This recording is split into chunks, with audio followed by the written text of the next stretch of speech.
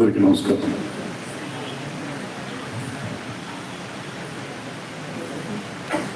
విప్లవ యోధుడు, ప్రజాగాయకుడు నాగన్న గురించి చాలా చెప్పేశారు. ఇంతకుముందు ఇంకా చెప్పడానికి ఏమి లేదు. కానీ మా నారాయణమూర్తి గారు చెప్పినట్టు ఎర్ర జెండా ముక్కలైపోయింది. ఎర్ర జెండా ఎప్పుడు కలుస్తుంది?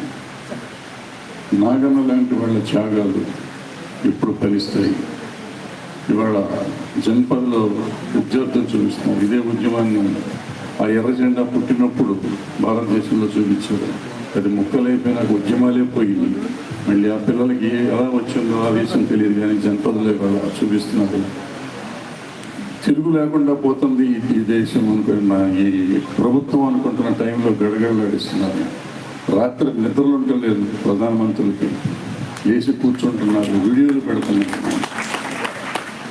అలాంటి ఉద్యమం ఎక్కడి నుంచి వచ్చింది? ప్రతి ఉద్యమానికి ఊపిరి పాట. ఆ పాట ఆనాడు ఈనాడు ఇప్పుడు అక్కడ జన్పదలో చేస్తున్న వాళ్ళు కూడా పాటలతోనే అలపిస్తున్నారు. చాలామంది అంటారు వాళ్ళు పాటలు పాడతారు, డ్యాన్సులు చేస్తున్నారు. ఉద్యమాల్లో అలాగే చేస్తారు, అలాగే చేశారు గతంలో, ఇప్పుడు అలాగే చేస్తున్నారు. సో నాగన్న లాంటి వాళ్ళు ఎన్నో చేసిన త్యాగాలు. నాగన్న గారు ఆయన పాటలు అద్భుతం. ఈ అద్భుతాలు చేసి వాళ్ళ త్యాగాన్ని మనం గుర్తుంచుకోవాలని సంస్మరణ సభలతో కాదు, ఈ ఉద్యమాలన్నింటినీ, ఈ ఎర్ర ముక్కలన్నింటినీ ఒక జెండా చేయగలిగే పరిస్థితికి మనం అందరం కలిస్తే ఏదన్నా మార్గం ఆలోచించి ఒకళ్ళని అనుకోవటం కాదు. వాళ్ళు రాలేదు, వీళ్ళు రాలేదు, వీళ్ళు వాళ్ళు వస్తారు, వీళ్ళు వస్తారు, వీళ్ళు కలరు, వాళ్ళు కలరు.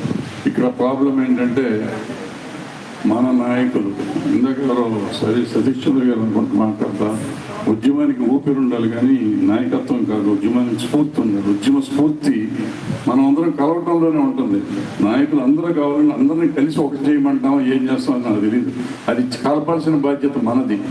అందరూ ఒకటవ్వాలి, ఎర్ర జెండా ఒకటవ్వాలి. ఒకటైన రోజునే ఈ దేశానికి స్వతంత్రం వచ్చినట్టు అవుతుంది. జోహార్ నాగన్న.